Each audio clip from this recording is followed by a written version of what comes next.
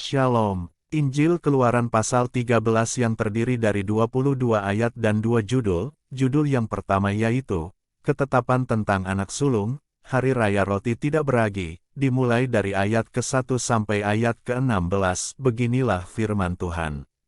Berfirmanlah Tuhan kepada Musa, Kuduskanlah bagiku semua anak sulung, semua yang lahir terdahulu dari kandungan pada orang Israel, baik pada manusia maupun pada hewan, akulah yang empunya mereka.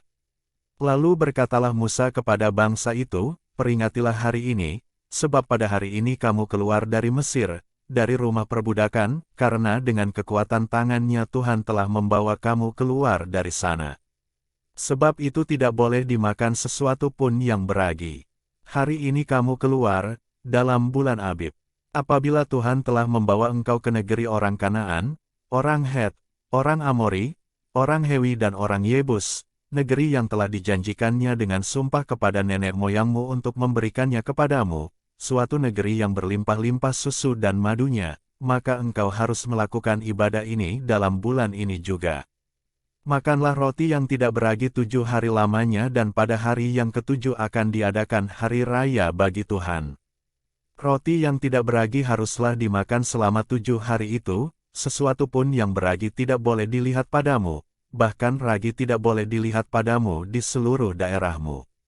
Pada hari itu harus kau beritahukan kepada anakmu laki-laki, ibadah ini adalah karena mengingat apa yang dibuat Tuhan kepadaku pada waktu aku keluar dari Mesir.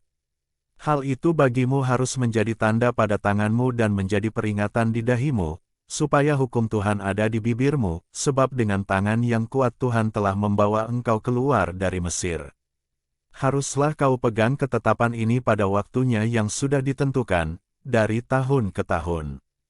Apabila engkau telah dibawa Tuhan ke negeri orang Kanaan, seperti yang telah dijanjikannya dengan sumpah kepadamu dan kepada nenek moyangmu, dan negeri itu telah diberikannya kepadamu. Maka haruslah kau persembahkan bagi Tuhan segala yang lahir terdahulu dari kandungan, juga setiap kali ada hewan yang kau punyai beranak pertama kali, anak jantan yang sulung adalah bagi Tuhan.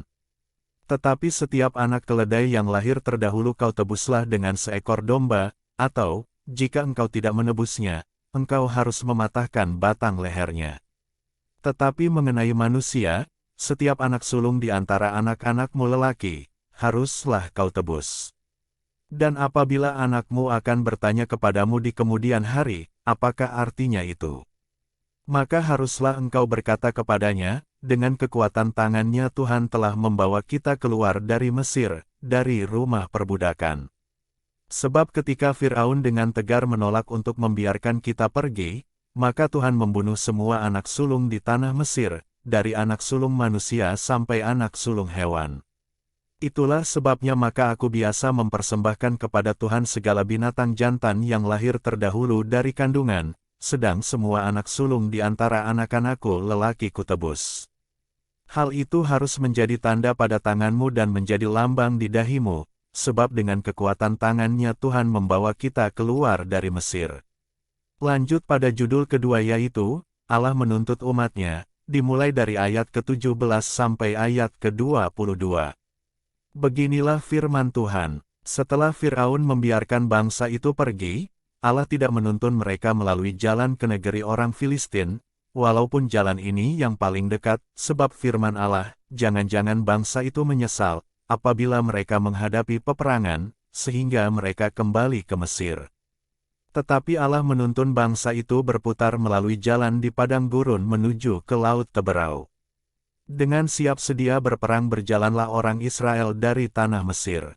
Musa membawa tulang-tulang Yusuf, sebab tadinya Yusuf telah menyuruh anak-anak Israel bersumpah dengan sungguh-sungguh, Allah tentu akan mengindahkan kamu, maka kamu harus membawa tulang-tulangku dari sini. Demikianlah mereka berangkat dari Sukot dan berkemah di Etam, di tepi padang gurun. Tuhan berjalan di depan mereka, pada siang hari dalam tiang awan untuk menuntun mereka di jalan, dan pada waktu malam dalam tiang api untuk menerangi mereka, sehingga mereka dapat berjalan siang dan malam.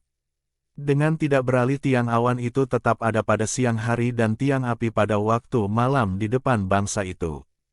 Demikian firman Tuhan dari Injil Keluaran pasal 13, Tuhan Yesus memberkati.